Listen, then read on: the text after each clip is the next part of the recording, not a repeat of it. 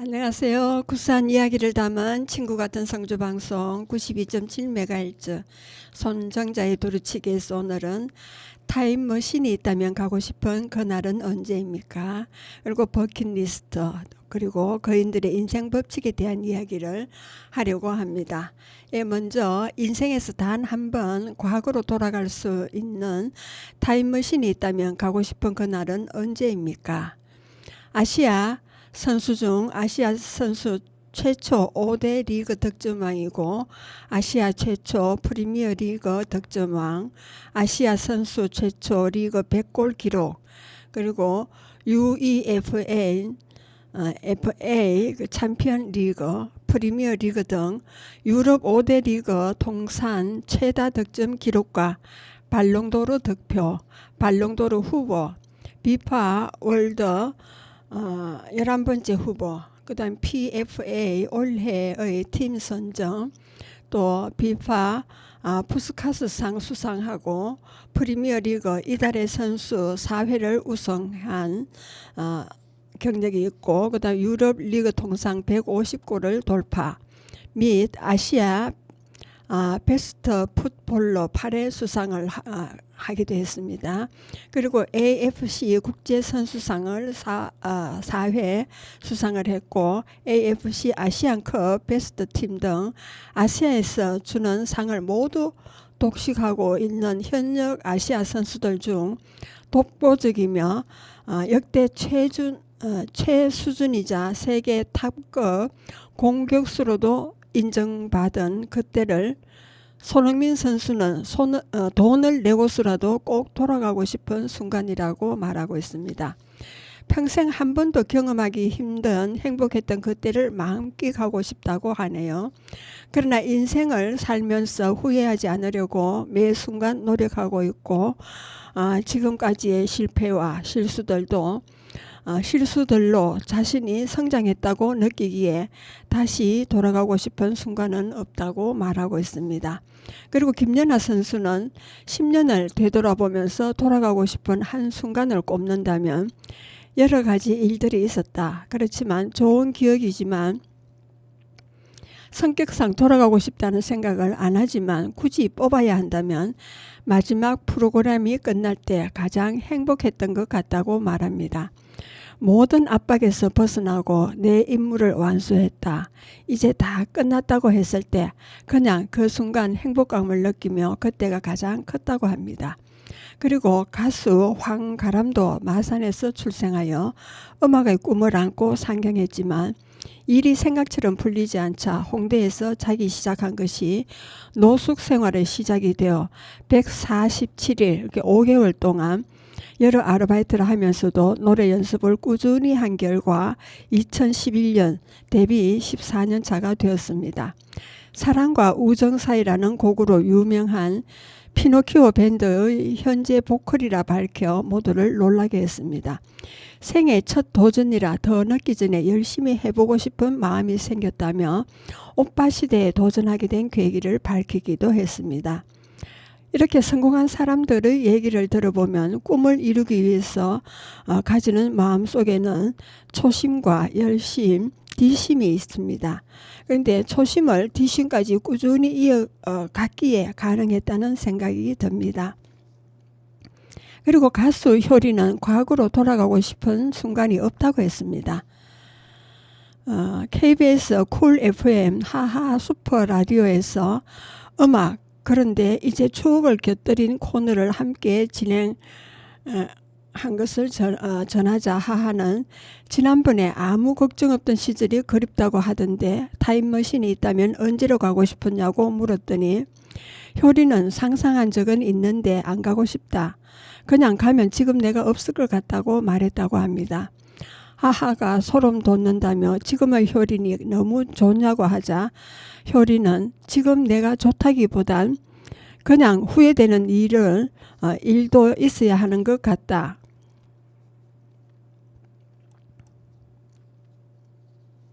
그냥 순리대로 겪어야 하는 일 같고 돌아가고 싶은 대로 돌아간다고 크게 달라질까요?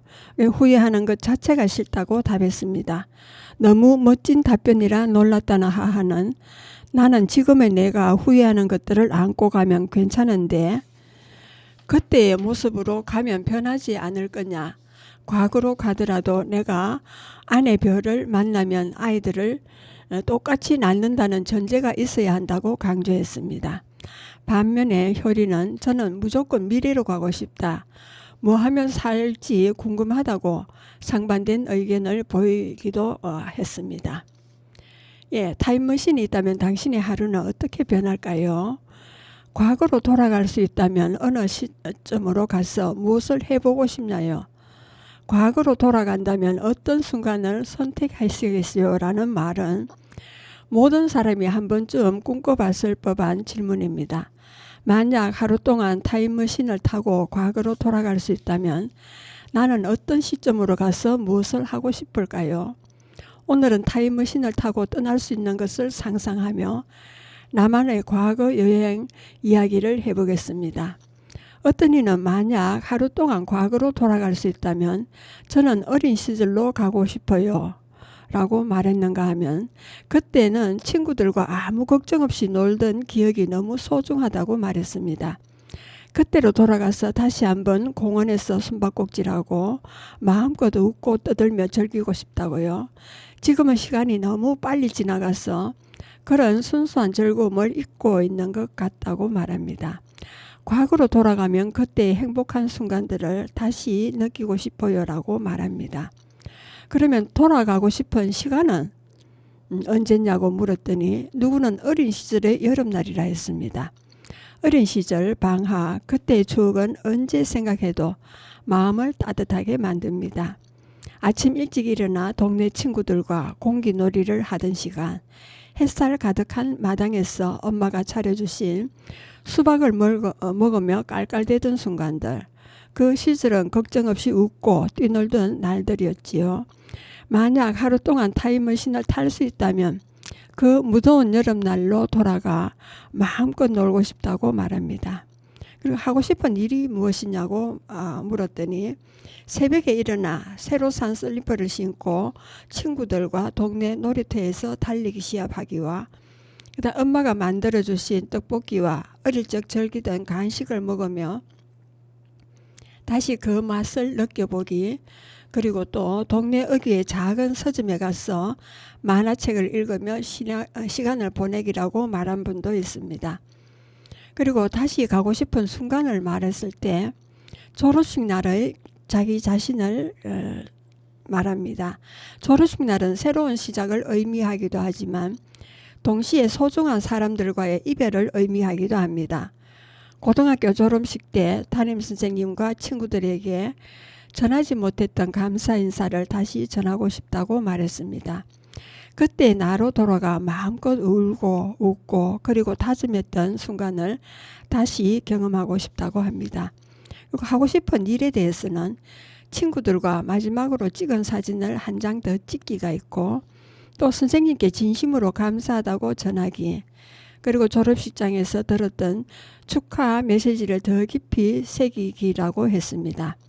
그리고 가고 싶은 역사적 순간을 물었을 때는 대한민국 2002년 월드컵입니다. 모두들 그때를 기억하고 있지요. 한일 월드컵은 온 국민이 하나 되어 열광하던 순간이었지요. 길거리 응원, 태극기의 물결, 그리고 응원의 함성 소리가 생생하게 기억납니다. 만약 그때로 돌아갈 수 있다면 붉은 악마 티셔츠를 입고 친구들과 광화문에서 응원전을 펼치고 싶다고 합니다. 그날의 열기를 다시 한번 느끼며 축구를 보며 소리 지르고 응원할 수 있다면 정말 행복할 것 같다고 말했습니다. 예, 저 역시 마찬가지입니다. 과거 여행이 주는 의미에 대해서입니다. 과거로 돌아간다는 상상은 단순한 즐거움 이상의 의미를 줍니다. 그 순간의 소중함을 다시 한번 느끼고 놓쳤던 감정을 되찾는 시간이 될 테니까요. 타임머신이 현실이 아니더라도 이런 상상만으로도 행복하지 않나요? 여러분은 어떤 시점으로 돌아가고 싶으신가요? 과거의 한순간을 선택해 보세요. 그리고 그곳에서 느끼고 싶었던 감정과 추억을 떠올려 보세요. 그것만으로도 오늘 하루가 특별해질 겁니다. 과거 한 방송사에서 대한민국 10대에서 70대까지 남녀 1200명을 대상으로 인생에서 후회되는 일 탑5에 대한 설문조사를 했다고 합니다. 1위는 공부 좀 할 걸 하는 후회의 답이 가장 많았다고 하는데, 제가 작년에 여름 집수리를 하게 되었어요. 공사 책임자가 하는 말이 어릴 때 아버지께서 공부하라고 했을 때 했더라면 지금 이런 일을 하며 살지 않을 텐데 라는 말을 하더라고요. 일을 하기 위해 전기 공사하는 것을 배웠답니다. 근데 수학보다 더 어려워 혼났다며 차라리 공부가 훨씬 쉬웠을 것이라며 쓴 웃음을 짓더라고요. 그리고 2위로는 직장인들이 과거로 돌아간다면 이라는 질문입니다. 다시 택하고 싶은 직업 1위는 개발자로 AI, 인공지능과 로봇, 앱 개발 등으로 개발자 수요가 증가하면서 파격적인 연봉과 대우를 받을 수 있어 현재 가장 선호되는 직업입니다. 그리고 3위는 2021년 미국 플로리다주에서 발생한 아파트 붕괴 사고인데요. 사고 2달 전에 주민들에게 건물 보수에 대한 동의를 구하는 편지가 전달이 되었답니다. 그 작업 추진을 코앞에 두고 있던 상황에서 건물이 무너져 내리고 말았다고 합니다. 그 4번째로는 배우 엄정화 씨는 6살 때 하늘나라로 떠난 아버지에 대한 기억이 전혀 없어서 젊은 시절 아버지의 모습을 마주하고 싶다는 소망을 밝혔다는데요.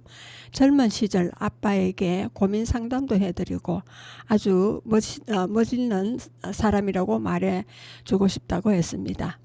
그리고 5위로는 인생의 마지막 날, 후회의 순간들입니다. 생이 얼마 남지 않은 환자들이 인생에서 가장 후회하는 점으로 꼽는 3가지가 있습니다. 첫 번째로는 일만 하느라 인생을 낭비한 것이라고 했고요. 2번째로는 인간관계를 소중히 하지 못한 것에 대한 후회였습니다. 그리고 3번째로는 건강하게 보낸 지난 세월에 감사하지 않은 것들이 소중함을 간과하고 살았던 신체의 건강함이라 했습니다. 그리고 다른 내용으로는 버킷리스트가 무엇인가를 한번 같이 생각해 보겠습니다. 버킷리스트 우리 많이 알고들 계시지요. 사전적 의미는 죽음을 앞둔 사람이 죽기 전 하고 싶은 일을 적은 목록을 말합니다. 버킷이라는 명사는 건설 기준기 끝에 붙어있는 흙이나 모래, 자갈을 퍼 올리는 통을 말하고, 리스트는 물품이나 사람 이름을 일정한 순서로 나열해 놓은 합성어가 버킷리스트입니다. 죽기 전에 해야 할 일이나 하고 싶은 일에 대한 리스트에서 유래했다고 합니다. 이 세상에 존재하는 한 우리가 마땅히 할 일을 체크해 보는 것은 자기 수정을 위한 것입니다. 그렇게 될 때 우리가 살았다는 존재감을 느낄 수 있을 것이고 미래가 밝아질 것입니다. 따라서 이 글의 목적은 삶의 긍정을 위한 우리의 마지막 시간에 자신을 돌아보자는 취지입니다. 평생 한 번쯤 해보고 싶은 일, 혹은 죽기 전에 해야 할 일들을 적은 목록인 버킷리스트라는 말은 죽다라는 뜻의 속어 키커 더 버켓과 관련이 있습니다. 중세 유럽에서 자살이나 교수형을 할 경우 목에 줄을 건 다음 딛고 서 있던 양동이를 발로 찼던 행동에서 유래되었다고 기록에서 전하고 있습니다. 이런 맥락에서 당신은 아래 22가지 버킷리스트에 대한 질문에 진솔하게 답해보라는 내용을 말해보겠습니다. 한번 들어보실래요? 당신은 누구를 얼마나 사랑했는가? 2번째는 당신은 한평생 좋아하는 일을 하면서 살았는가? 3번째는 당신은 어디서 무엇을 원하며 살았나요? 4번째는 당신에게 감사할 일은 무엇이고 얼마만큼인가입니다. 5번째는 당신은 누구로 기억되고 싶은가? 6번째, 당신은 사회를 위해 무엇을 했으며 무엇으로 기여했나? 입니다. 그리고 7번째는 당신 인생에서 어떤 기쁨이 있었나요? 8번째는 당신 생애에서 가장 기억에 남는 일은 무엇인가요? 9번째는 누가 당신을 가장 사랑한다고 생각하는가요? 10번째, 당신은 생애에서 어떤 타입의 사람을 선택해 만나면서 살았는가요? 그리고 11번째는 당신에게 지금 가장 큰 걱정은 무엇입니까? 12번째, 당신은 무엇을 실패했습니까? 13번째, 당신이 가장 자랑스럽게 성취한 일은 무엇입니까? 14번째, 당신은 지금 누구의 어떤 도움이 필요한가요? 15번째, 당신은 일생의 시간을 어떻게 관리해 왔습니까? 16번째, 당신이 오늘 세상을 떠난다면 가족인 자녀와 배우자에게 남길 말은 무엇입니까? 그리고 17번째, 당신은 지금까지 어떻게 살아왔습니까? 18번째, 가장 절친한 친구는 누구입니까? 19번째, 당신의 신체 건강은 어떠했습니까? 20번째, 당신은 빚지고 살지는 않았습니까? 21번째, 당신은 후회 없는 삶을 살았는가요? 22번째, 당신의 비문을 어떻게 쓸 것인가입니다. 예, 저는 미국 어학연수 시절로 돌아가고 싶습니다. 어학연수 기간에 한국 유학생들과 교포들 돌보느라 영어를 잘 배우지 못했기 때문입니다. 몇 년 더 있었더라면 어정쩡한 영어가 아니라 옳게 말할 수 있는 제2의 언어를 가질 수 있었기 때문입니다. 저는 여고 시절부터 그때그때를 후회 없는 삶을 살려고 노력했던 것 같습니다. 그래서 지난 과거에 연연하지 않고 앞으로만 생각하며 뚜벅이가 되어 살려고 합니다. 애청자 여러분은 위에서 말한 버킷리스트 중 어떤 것을 이루었습니까? 아직 이루지 못한 것이 있다면 아직 늦지 않았습니다. 차근차근 적어서 이루도록 노력해보면 어떨까 합니다. 그리고 우리 인생의 가치의 무게입니다. 통계에 따르면 최근 우리나라의 인구 1인 가구가 1000만 시대를 돌파했으며 혼인율은 하향 곡선을 면치 못하고 있습니다. 여성 1명당 출생아 수는 전 세계 최저 기록이고 출산율의 하락 속도도 세계에서 가장 빠릅니다. 한국의 이런 기묘한 현실을 다른 나라에서는 해외 토픽으로 다룰 정도입니다. 그간 정부는 초유의 저출생률과 낮은 혼인율에 수백조 원을 투입했지만 마땅한 해법을 찾지 못한 채 정책 공회전만 반복하고 있습니다. 이 시점에 주목할 만한 설문 결과가 있습니다. 2021년 미국 여론조사기관 프리서치 센터에서 세계 17개국 선진국 성인 19,000명을 대상으로 무엇이 인생을 의미있게 하나요? 라고 질문을 했답니다. 응답자들이 가장 많이 꼽은 인생의 최고 가치는 1위는 가족이고 2위는 직업이고 3위는 물질적 풍요였다고 합니다. 국가별 응답을 보더라도 17개국 중 15개국에서 1위로 꼽은 것이 역시 가족이었습니다. 그런데 유독 물질적 풍요를 1위로 꼽은 나라는 우리 한국뿐입니다. 1위는 건강이었으며 2위는 가족이었습니다. 3위가 가족이었습니다.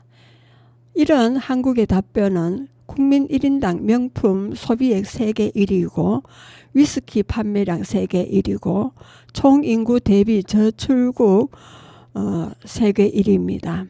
그리고 슈퍼카 판매 아시아 1위 등에서도 확인할 수 있습니다. 결과적으로 다른 나라에서는 가족이 물질적 풍요보다 우선하는 반면 우리나라만 유일하게 물질적 풍요가 가족을 선행하고 있습니다. 상위 가치를 추구하기 위해서는 하위 가치를 희생시키고 포기하기 마련입니다.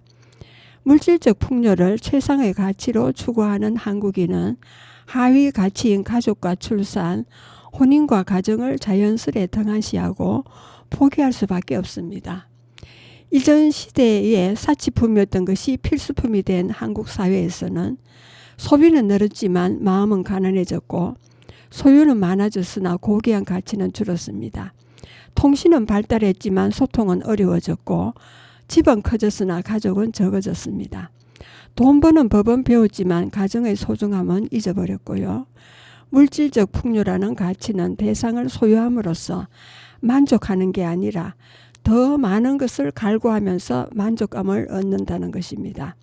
하나를 거머쥐고 나면 또 다른 소유욕이 샘솟아 지속적인 욕구 상태에 놓입니다.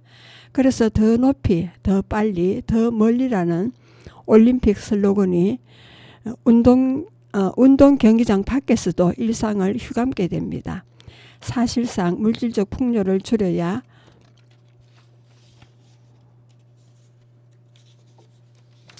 그 가치에 매몰되었던 시간과 열정, 관심과 능력을 다른 가치에 할애할 수 있습니다. 더구나 물질적 풍요는 그 자체로 가치를 지닌 내재적 가치가 아니라 다른 가치를 위한 수단적 가치에 불과합니다. 자신을 움직이는 생의 가치 무게는 스스로가 부여하기 때문에 우리 삶은 자신에게 달려 있습니다. 지금 우리 인생을 의미 있게 하는 건 무엇입니까? 물질적 풍요라는 가치를 어떤 추구해 배태된 문제를 조급증에 휘둘러 단순히 돈으로 해결하려는 시도는 아이러니가 아닐 수 없다며 부산 가정사무국장 송현수 신부는 말하고 있습니다. 그리고 심각한 저출산 위기에 봉착한 국내 현실 속에서 우리가 가져야 할 인생의 바람직한 가치관에 대해 제안을 했습니다. 당신의 인생을 의미 있게 하는 건 무엇인가요? 라고요. 예, 여러분은 지금 성주 FM 92.7MHz에서 손정자의 두루치기를 듣고 계십니다. 잠시 쉬었다 가겠습니다. 황가람의 나는 반딧불이 되겠습니다.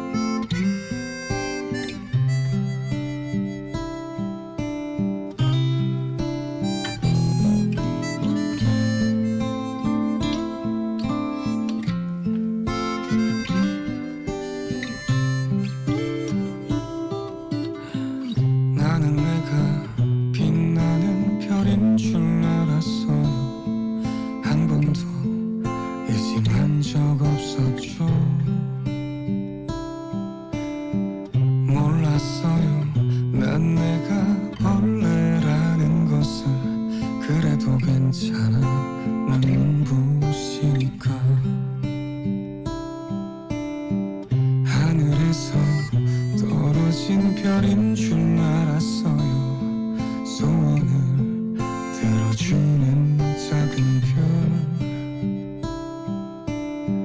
몰랐어요. 난 내가 개똥벌레라는 것을. 그래도 괜찮아. 난 빛날 테니까. 나는 내가 빛나는 별인 줄 알았어요. 한 번도 의심한 적 없었죠. 몰랐어요. 난 내가 벌레라는 것을. 그래도 괜찮아. 난 눈부시니까. 한참 동안 찾았던 내 손톱 하늘로 올라가 조승달 돼버렸지. 주워 담을 수도 없게 너무 멀리 갔죠. 누가 저기 걸어놨어. 누가 저기 걸어놨어. 우주에서 우주로 날아온 밤하늘의 별들이 반딧불이 돼버렸지. 내가 널 만난 것처럼 마치 약속한 것처럼 나는 다시 태어났지.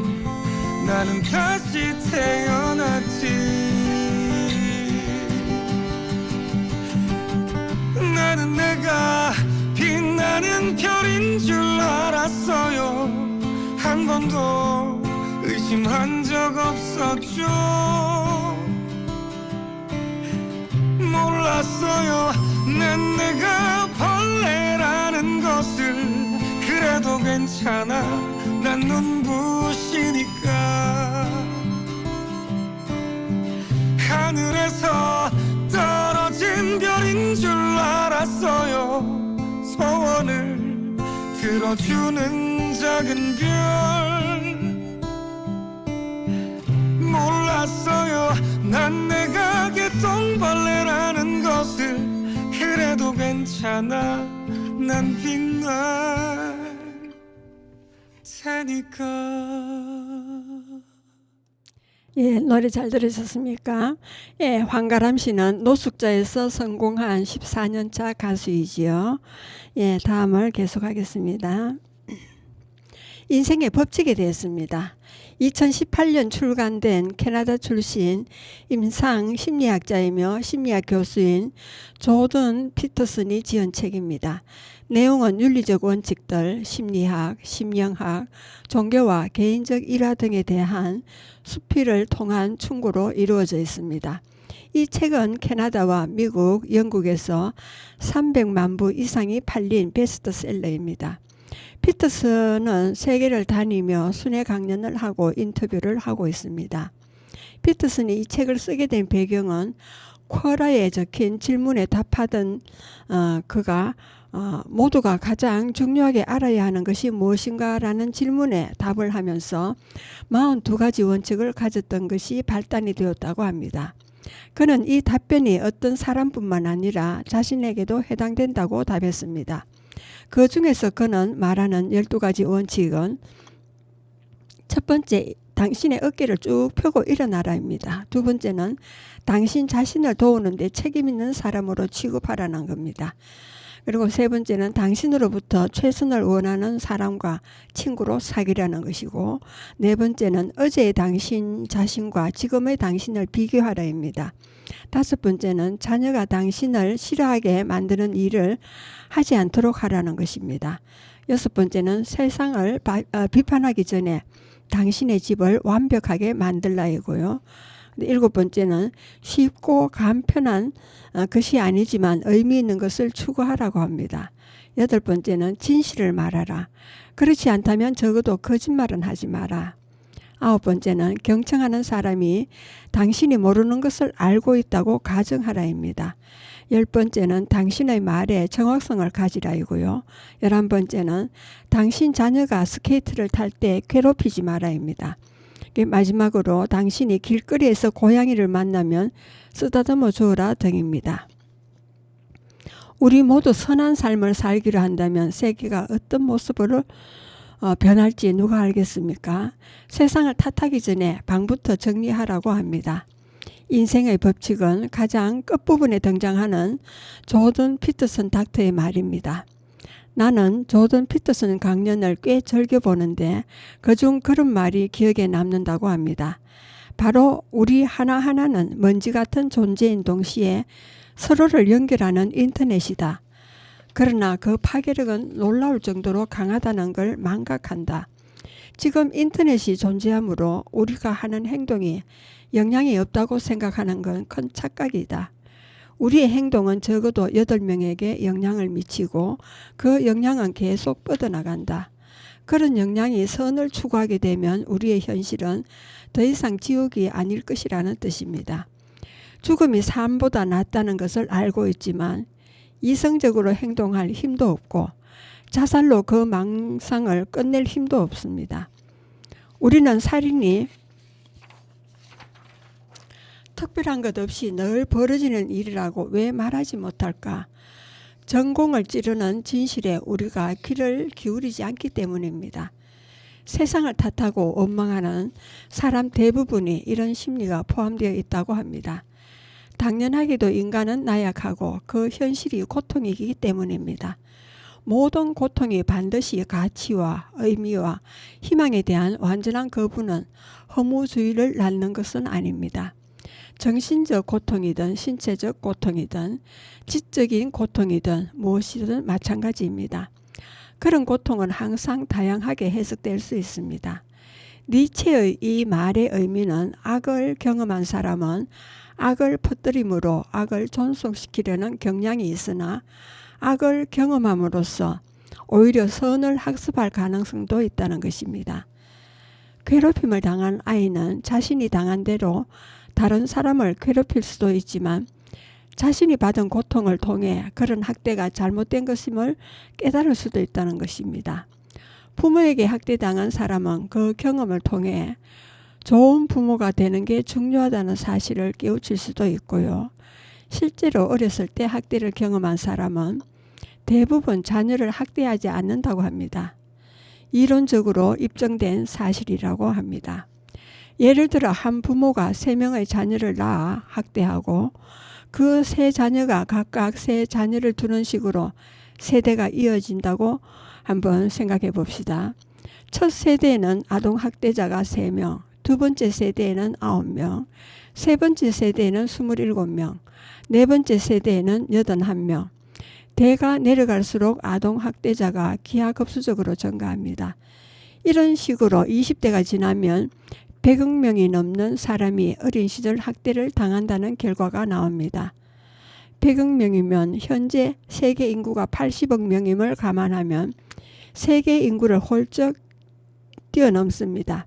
하지만 실제로는 세대가 내려갈수록 학대는 줄어들고 있다고 합니다. 학대를 막으려는 조치들도 강화되고 있기 때문이지요. 이런 변화는 인간의 심성에서 선이 악을 지배한다는 증거인 셈입니다. 트라우마를 봐도 우리는 부정적인 것에 영향을 더 많이 받는다는 점을 분명하게 알 수 있습니다. 그래서 우리는 악이 우리를 지배한다는 착각을 합니다. 하지만 그런 악은 점점 사라지고 우리는 우리만의 정의를 만들어가고 있습니다. 당신이 지금 고통받고 있다면 그것은 당연한 것입니다. 인간의 능력으로 할 수 있는 것이 별로 없고 삶은 그 자체로 비극적입니다. 하지만 그 고통이 더는 감당하기 어렵다고 느껴진다면, 그래서 그 때문에 삐뚤어지고 있다면 진지하게 생각해 봐야 할 것입니다. 우선 작은 것부터 살펴보기로 합시다. 당신은 자신에게 주어진 기회를 100% 활용해 왔는가요? 그렇지 않다면 지금부터라도 이렇게 해봅시다. 당신이 옳지 않다고 생각하는 것들을 중단하라입니다. 오늘 당장 중단하십시오. 그 행동이 잘못된 것이라는 사실을 알면서 그 행동을 합리화하는 데 시간을 낭비하지 마십시오. 그런 식의 합리화는 전혀 도움이 안 되고 혼란을 키우고 실천을 방해할 뿐입니다. 그리고 자신의 정의를 만들 때 가장 조심해야 하는 단어는 합리화입니다. 어느 순간부터 잘못된 행위에 대한 정당화를 이야기할 때 가장 많이 쓰는 단어가 됐습니다. 그렇게 늘 회피하고 도망칩니다. 그것은 실패도 아니고 그냥 텅 빈 장소인데도 말입니다. 그런 빈 장소에는 공허함밖에 없습니다. 저자는 공으로 가지 말고 행동을 옮겨 마주하라고 이야기합니다. 게다가 우리는 이해할 수 없는 지혜를 무시하려는 경향이 있습니다. 중단해야 한다는 생각이 조금이라도 들면 그냥 중단하십시오. 비겁하고 천박한 행동을 한다면 세상이 정한 행동 기준에 따라 할 필요는 없습니다. 그렇다고 당신이 속한 문화의 전통을 무시하지는 마십시오. 인생은 짧습니다. 전통이 오랜 시간에 걸쳐서 발전한 것들을 혼자서 알아낼 만한 시간이 없습니다. 정의를 찾는 과정에서 전통을 경시하지 말라고 이야기합니다. 전통에서 얻은 지혜는 꽤 오랜 지혜들이 모여서 경쟁하고 살아남은 것이기 때문입니다. 당신의 양심과 이성이 시키는 일만 하십시오. 그리고 하루 동안 어떤 변화가 일어나는지 지켜보라입니다. 머릿속을 거짓으로 채우는 걸 중단하고 머릿속도 정돈하기 시작합니다. 거짓 행동으로 삶을 왜곡하는 걸 중단하면 훨씬 더 나은 삶을 경험할 것입니다. 모두 각자의 삶에서 이렇게 하면 우리가 사는 세상은 더 이상 나쁜 곳이 아닙니다. 피터슨의 12가지 인생의 법칙은 현대 사회에서 사람들이 직면하는 불확실성과 혼란 속에서 질서와 의미를 찾는 데 필요한 실천적 지침을 제공합니다. 피터슨은 심리학자이자 문화평론가로서 인생의 다양한 측면을 철학적, 심리적, 종교적 관점에서 통합하여 설명하며 삶의 문제를 해결하고자 자기 자신을 책임지는 삶을 살 것을 강조합니다. 심리학적, 철학적 시각에서 자신을 돌아볼 기회를 제공합니다. 인생의 균형 찾기에서는 질서와 혼돈이라는 개념을 통해 인간의 삶을 설명합니다. 질서는 우리가 익숙한 일상, 그리고 사회적 규범, 안정된 세계를 상징하며 혼돈을 예측할 수 없는 위기, 새로운 경험, 불확실성을 나타냅니다. 그는 우리의 삶이 이 두 개념에서 끊임없이 균형을 맞추어 나간다고 설명합니다. 또 우리의 삶이 지나치게 질서적이거나 혼돈에 빠져 있으며 무기력해지거나 방향을 잃게 된다고 주장합니다. 이 법칙은 혼돈 속에서 질서를 찾아가는 방법을 제시합니다. 그러면 혼돈을 극복하는 법칙에서 모든 법칙이 결국에는 자기 책임을 강화하고 성숙한 인간으로 성장할 것을 촉구합니다. 대표적인 몇 가지 법칙을 살펴보면 먼저 자신의 어깨를 쭉 펴고 일어나라입니다. 생물학적 근거를 바탕으로 올바른 자세가 사람의 심리 상태와 사회적 관계에 어떤 영향을 미치는지 말합니다. 자세는 그 자체가 강력한 메시지를 전달하며 타인뿐만 아니라 자신에게도 긍정적인 영향을 미칩니다. 그리고 다음은 당신 자신을 도우는 데 책임 있는 사람으로 취급하랍니다. 많은 사람들이 자신을 돌보는 데 소홀한다는 점을 지적하며 스스로 타인처럼 아끼고 돌봐야 한다고 주장합니다. 자신을 소중하게 여기고 스스로의 행복과 발전을 위해 노력할 때 진정한 성장을 이룰 수 있다고 강조하고 있습니다. 다음으로는 당신으로부터 최선을 원하는 사람들과 친구로 사귀라는 말입니다. 삶에서 의미 있는 목표를 설정하고 그것을 추구하는 것은 중요합니다. 피터슨은 목표를 명확히 세우고 그 목표를 향해 꾸준히 나아가는 것이 삶의 의미와 성취감을 줄 수 있다고 말합니다. 또 다음으로는 진실을 말하라. 그렇지 않으면 적어도 거짓말은 하지 말라입니다. 인간관계에서 진실의 중요성을 강조합니다. 진실은 신뢰와 존중을 기반으로 관계를 형성하는 데 필수적입니다. 이를 통해 삶의 혼란을 줄일 수 있기 때문입니다. 특히 자신과의 진실된 대화는 자아 성찰과 성장의 필수적인 과정임을 강조합니다. 핵심 메시지 중 하나는 책임감으로 진정한 자유를 얻는 열쇠입니다. 그는 현대 사회에서 개인이 책임을 회피하는 경향을 비판하며 책임지는 것이 자유를 찾는 길임을 말합니다. 이는 개인이 자기 자신의 한계를 극복하고 보다 높은 목표를 향해 나아갈 때 진정한 자유를 얻을 수 있다는 철학적 통찰을 제공합니다. 이 과정에서 피터슨은 고통을 부정하지 않으며 고통은 삶의 필연적인 부분이라고 합니다. 그는 개인이 자기 삶의 주체가 되어야 한다고 강조하고 어떤 상황에서도 스스로의 선택에 대한 책임을 다할 때 삶이 더 의미 있어진다고 말합니다.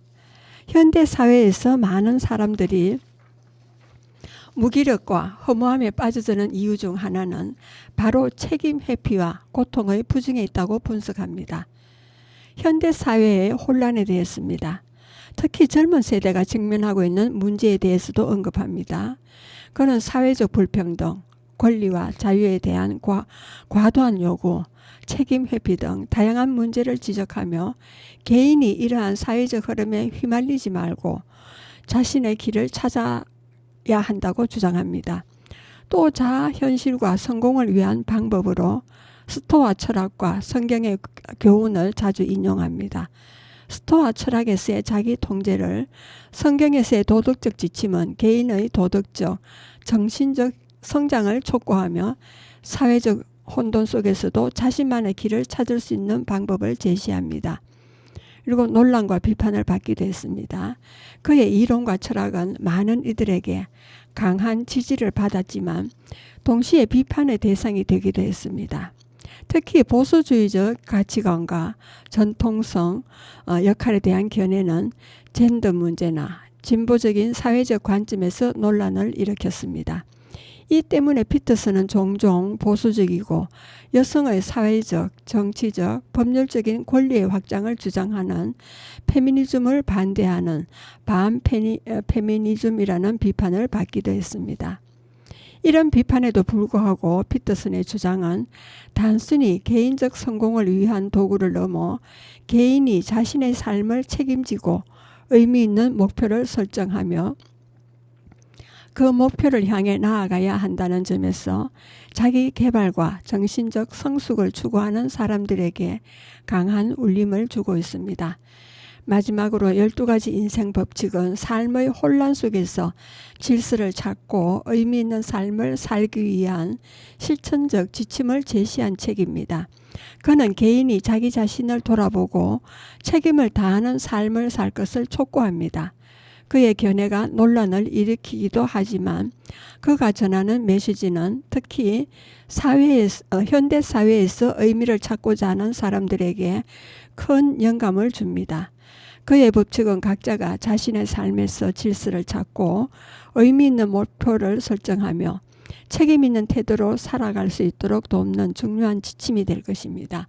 여러분은 지금 성주 FM 92.7MHz에서 손정자의 두루치기를 듣고 계십니다. 잠시 쉬었다 가겠습니다.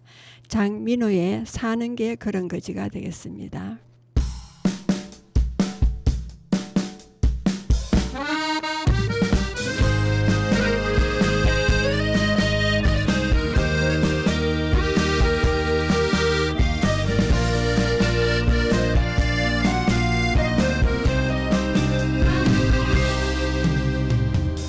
빛나는 꿈을 안고 세상 위에 나섰건만 늦은 퇴근 차창에 기대어 피곤한 눈 감아본다.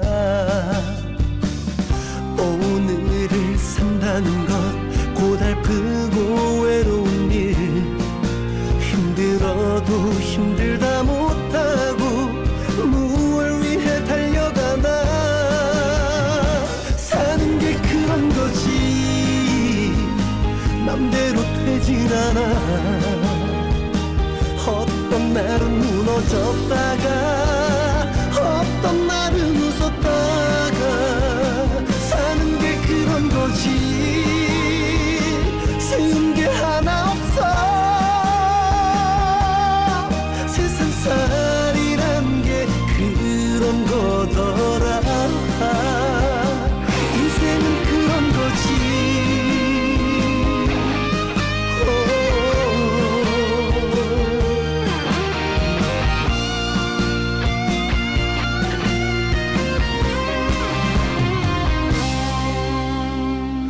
세상을 산다는 것 두렵고도 설레는 일, 알 수 없는 내일의 끝에는 무엇이 날 기다리나. 사는 게 그런 거지 맘대로 되진 않아. 어떤 날은 무너졌다가 어떤 날은 웃었다가 사는 게 그런 거지 쉬운 게 하나 없어. 세상살이란 게 그런 거더라. 사는 게 힘겨워도 그래도 살아야지. 이런 나를 믿고 기다린 내 사람이 있으니까 사는 게 그런 거지. 그래서 사는 거지. 다시 살게 하는 힘이 되더라. 사랑은 그런 거지.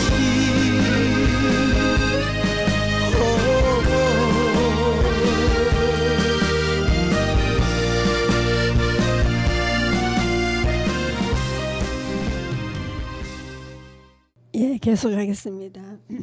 예, 이번에는 거인들의 인생 법칙에 대해서 한번 알아보겠습니다. 훌륭한 멘토를 둔다는 것은 인생에 가장 큰 도움을 주는 일이지만 그런 멘토를 얻기는 쉽지 않습니다. 600만 명 이상의 청취자를 보유한 팟캐스터 스콧 밀러의 온 리더십에서 인생의 지침을 줄 스승을 찾는 이들을 위해 우리 시대의 거인들을 인터뷰해 왔습니다. 인터뷰 중 가장 큰 울림을 준 30인을 뽑아 그들의 이야기를 전합니다. 최고 경영자인 CEO와 투자자, 운동선수, 마케터, 작가, 학자들의 인생 조언과 생산적인 하루를 보내는 법부터 소란한 마음을 다스리는 법, 조직에서 성공하는 법, 근본적인 관점의 변화까지 삶을 바꾸고 싶은 모두에게 거인들의 연장통을 열어 보이는 책입니다. 세계적으로 성공한 사람들의 사고방식과 습관, 인생 전환점, 마음 다스리기에는 어떠한 것들이 있을까요? 거인들의 인생 법칙은 매우 사소한 습관에서 인생의 거대한 전환까지 나의 삶을 업그레이드할 성공 이야기입니다. 예를 들면 하버드 비즈니 리뷰의 편집자인 캐런 딜로는 모든 전략은 결국 바뀐다고 이야기합니다. 그는 성공은 결코 미리 정해지지 않는다며 성공한 사람들은 자신의 초기 전략을 고수하지 않는다고 말합니다. 실제로 성공한 기업의 93%는 초기 전략을 버려야 했다고 합니다. 그리고 킴 스콧은 기업 경영에 있어 리더십은 완전하게 솔직하라고 조언합니다. 심하다고 생각하는 사람도 있을 겁니다. 하지만 사실 그건 그때 저를 위해 해준 가장 다정한 말이었지요. 제게 그렇게 말해주지 않았다면 스피치 교육을 받으러 가지 않았을 테니까요. 30년에 걸친 나 자신의 경력을 돌아보면 한결 성숙해지고 직업적 진전을 이루는 커다란 전환점들이 있었습니다. 용기 있는 리더가 평소답지 않은 모습으로 직접적이고도 명확하게 나의 해로운 행동을 구체적으로 지적했을 때였습니다. 그 순간에는 끔찍한 생각이 들었는데 그러나 최고의 리더는 직원을 너무 아끼기 때문에 미움을 살 위험까지 감수합니다. 모든 전략은 결국 바뀝니다. 직원을 다정하게 대하고 그들의 감정을 상하지 않게 하려고 애쓰는 리더가 너무나 많습니다. 나는 사람이 불편하게 여길까봐 특정한 행동과 결과의 문제를 제기하지 않습니다. 그래도 문제는 생깁니다. 이는 리더인 나의 잘못입니다. 반성을 해볼 때 리더로서 익숙한 영역에서 벗어나 팀원과 논의하기 어려운 문제를 논의하라. 그들에게 피드백을 구하고 그 대가로 피드백을 주어라. 그들이 직장에서 받을 수 있는 최고의 선물이 될 것이라 합니다. 그리고 세스 고딘은 무모하지 말고 과감하라고 말합니다. 그는 과감함으로 포장된 무모함은 평판을 손상하고 생산성을 저해한다며 이 과감함은 중독적이며 사람을 도취하게 만든다고 말합니다. 회사 조직에서 무모하지 말고 과감하라. 세스 고딘은 과감함을 일종의 강점으로 받아들이기 쉽다. 용감하게 나서서 허세를 부리고 과감하게 발언하고 냉엄한 진실을 말할 수 있는 사전 성인인 것처럼 생각할 수 있습니다. 이런 생각에는 일리가 있습니다. 그러나 직장에서 과감함으로 포장된 무모함은 평판을 손상하고 팀의 사기를 저하하며 발전하는 문화를 해치고 생산성을 저해합니다. 자신은 과감하다는 인식을 훈장처럼 달고 다녔다고 합니다. 하지만 과감하게 행동하는 것과 무모하게 행동하는 것 사이에는 핵심적인 차이가 있습니다. 실제로 누구를 위해 그렇게 행동하느냐? 무모한 행동은 자만심을 채우고 성품으로 멀어집니다. 사려 깊다기보다 충동적이고 멀리 본다기보다는 건시안적입니다. 무모함의 한 가지 특징은 이기적이라는 것입니다. 반면 과감함의 한 가지 특징은 이타적이라는 것입니다. 우리가 던져야 할 질문은 이 행동은 누구를 도우려 하는가입니다. 우리가 과감하다고 말하는 행동이 실은 무모한 행동인 경우가 많습니다. 과감함과 무모함을 나누는 선은 종종 매우 미세합니다. 너무 미세해서 우리는 그 선을 보지 못하거나 넘어갔을 때 여파를 과소평가합니다. 과감함과 무모함의 정의는 이기적인가, 이타적인가를 살펴보면 알 수 있습니다. 과감함과 무모함을 구별하는 일은 자기 인식에서 시작됩니다. 반성해 볼 때 언제 당신의 과감한 행동이 사람들에게 뜻하지 않는 영향을 미치고 그들을 폄하하거나 심지어 관계를 해치는 결과를 주는지 잘 인식해야 합니다. 과감함과 무모함을 잘 구분할 수 없다면 어떤 모습으로 보이고 싶은가, 어떻게 기억되고 싶은가, 상대방의 어떤 감정을 느끼기를 원하는가라고 자문하라고 합니다. 그리고 휘트니 존슨은 엄청난 용기는 자신을 혁신하라고 강조합니다. 내가 좋아하는 말 중 하나는 행동의 주체가 되지 않으면 대상이 된다는 이 생각이 자신을 혁신하라의 핵심입니다. 휘트니는 우리가 직장 생활을 통해 각 기업과 산업체에 속한 최고의 혁신가들로부터 교훈을 얻을 수 있다고 주장합니다. 우리는 직업적 삶에서 혁신을 이끌어야 합니다. 또 우리 경력을 일련의 사다리처럼 생각하라고 말합니다. 우리는 하나의 사다리를 끝까지 오르고 나면 다음 사다리로 건너뛰어서 지속적으로 상승하기 위한 추진력을 얻습니다. 모든 자리에서 약 3년 차가 되면 인식하든 못하든 덜썩이기 시작합니다. 이런 이정표에 도달했다고 해서 무조건 일을 그만둬야 하는 건 아닙니다. 여전히 적극적으로 일하면서 배우고 있다면 아직은 다음 단계로 넘어갈 때가 아닙니다. 혁신은 같은 자리에서도 이루어질 수 있습니다. 나의 경우는 꽤 오래전부터 자기 혁신을 시도할 때가 되었다는 생각이 들었습니다. 작은 날갯짓으로 위안 삼아 살다가 최근 본격적인 혁신을 시도하고 있습니다. 그는 자신을 혁신하라를 읽으며 안도의 숨을 내쉬었다고 합니다. 반성해 볼 때 경력의 여정에서 자신이 어디에 있는지 외부의 힘이나 다른 사람에게 불가피하게 혁신당하기 전에 자신을 혁신할 때가 언제인지 과감하게 파악하라고 합니다.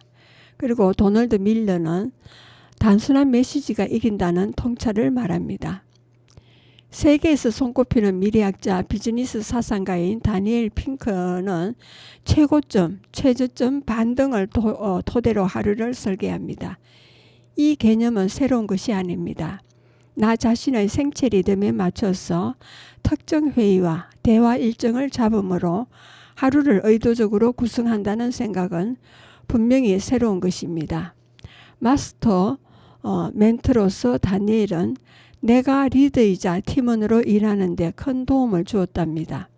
또 팀원에게 나의 활력과 창의성이 언제 최고조인지 알리고 그것을 팀 전체에 퍼뜨리기 위해 노력했다고 합니다.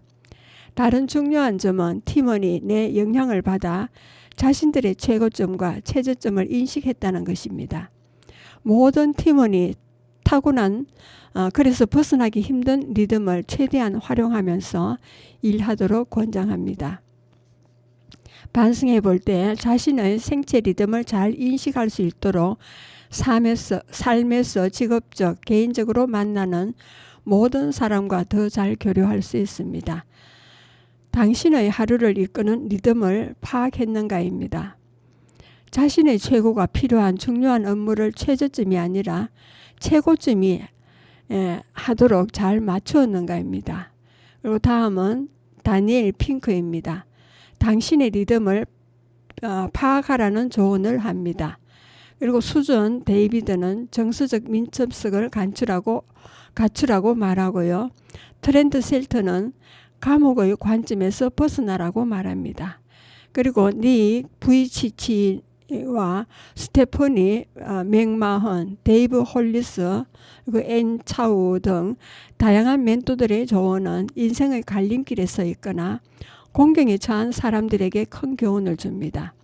내 삶이 무미건조할 때 닉 부이치치는 만나봅시다. 선천적으로 수족 없이 태어난 닉 부이치치의 삶은 모든 것에 대한 감사로 가득합니다. 저자는 거인들의 통찰을 통해 깨달음을 얻었다고 말합니다. 그는 멘토들에 이어 자기 스스로를 인터뷰하며 자신을 좀 더 사랑하게 됐고 새로운 성공의 기회를 얻었다고 말합니다. 집약된 거인들의 성공한 삶의 시간을 누구나 쉽게 읽고 실천한다면 차기 거인은 우리가 될 수 있다는 희망을 선물합니다.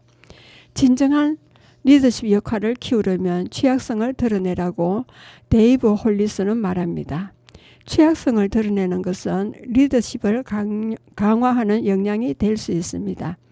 당신이 이끌거나 영향을 미치고 싶은 사람과 당신의 어려움을 의도적으로 공유하면 그들에게 절대 잊지 못할 선물이 될 것입니다. 취약성을 눈으로 확인할 수 있는 겸손한 행동을 통해 드러납니다. 나를 따르는 사람들 앞에 나를 비판하는 글들을 다 오픈해버리면 리더십의 역량을 키우고 다른 사람들은 거기에서 교훈을 얻게 됩니다. 리더십의 역량과 브랜드는 개선되고 다른 사람들과의 관계는 좋아집니다. 당신이 사다리 어느 위치에 있든 내려오는 걸 두려워하지 말라입니다. 조직, 부서, 팀에서 진정한 일이 일어나는 곳으로부터 당신이 얼마나 멀리 떨어져 있는지 파악하라입니다. 반성해 볼 때 첫째, 취약성을 드러내는 것은 실제로 리더십의 역량입니다. 동료와 회사 사람, 부하 직원들은 리더의 공감성과 투명성을 좋아합니다. 두 번째로는 조직에서 높은 자리에 있을수록 지상에서 실제로 일어나는 일에 대한 시각이 왜곡되고 흐려집니다.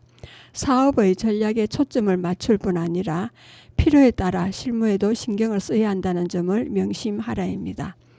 비범한 용기, 과감하게 중단하라고 스티븐 코비는 장기적으로 보면 나중에 세계적인 수준에 오르는 제품이나 서비스의 출시가 지연되는 데 따른 불평과 단절은 대체로 잊힌다고 말합니다. 다만 출시를 중단하려면 비범한 용기와 규율, 관심이 필요합니다. 당신의 기준을 높인다고 해서 시장에서 퇴출당하는 경우는 드뭅니다. 반면 온통 거칠을 뿐이고 실속 없는 제품을 내놓았다면 대가를 치를 각오를 해야 됩니다. 만약 일을 중단하려면 적극적으로 나서서 책임을 져야 합니다. 반성해 볼 때 중요한 선택의 순간에 흐릿한 시야를 극복하고 도덕성을 발휘하려면 장기적인 승리를 위해 지금 일을 중단할 줄 알아야 합니다.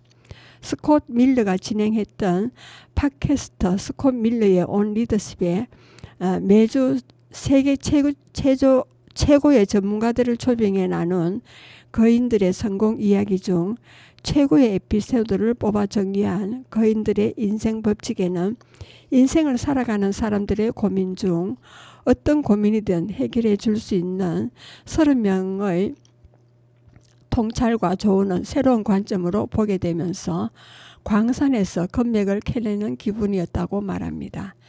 내 생각의 관념을 바꾸어 버렸던 닉 부치치의 감사에 대한 혁신 통찰로 시작하여 30명의 멘토들의 삶과 철학에서 나오는 통찰들을 따라가다 보면 마지막 장에서 자신의 이야기를 아는 것의 힘으로 끝납니다. 단순하지만 강력한 통찰과 깨달음은 밀린 숙제처럼 해결하지 못했던 고민들의 실마리를 찾을 수 있었습니다. 거인들의 인생 법칙에서 어떤 고민을 내어놓아도 해결해주는 혁신 통찰 30명의 멘토를 만났습니다.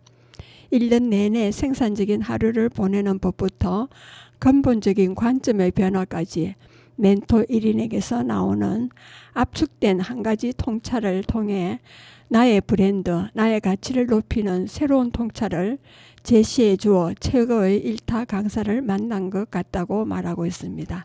예, 여러분은 지금까지 성주 FM 92.7MHz에서 손정자의 두루치기를 들으셨습니다. 마지막 음악을 듣겠습니다. 김경민의 신발끈이 되겠습니다.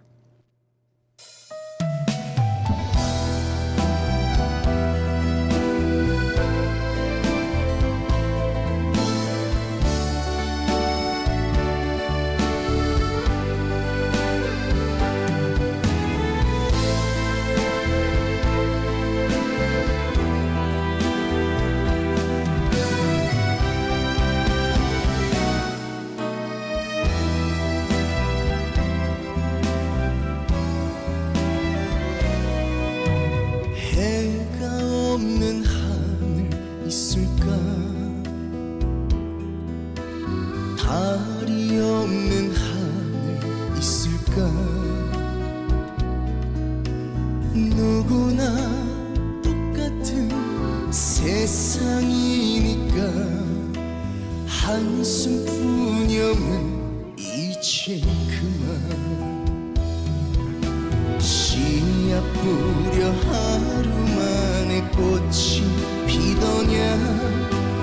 꽃망울 하나에 두 꽃이 피더냐? 가는 길 험해도 나는 또 걸어간다. 어느 날 웃었다 또다시 운다 해도 인생길에 신발끈 풀려 주저앉아도 다시 묻고 일어나 떠나야지.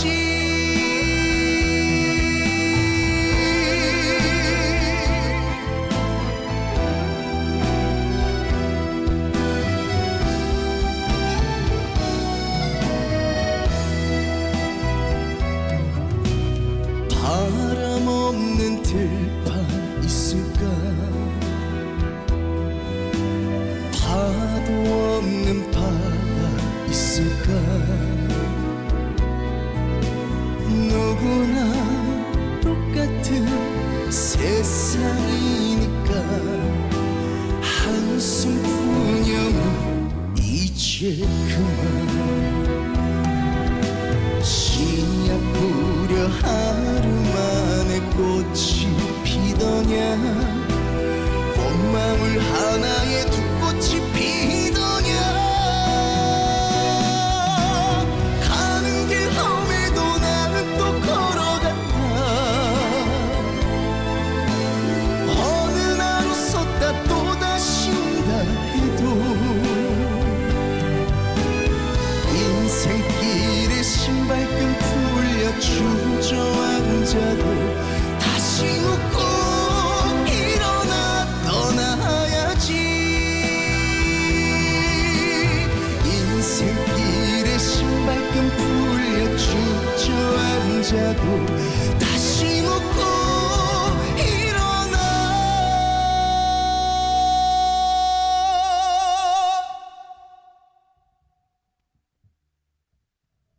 떠나야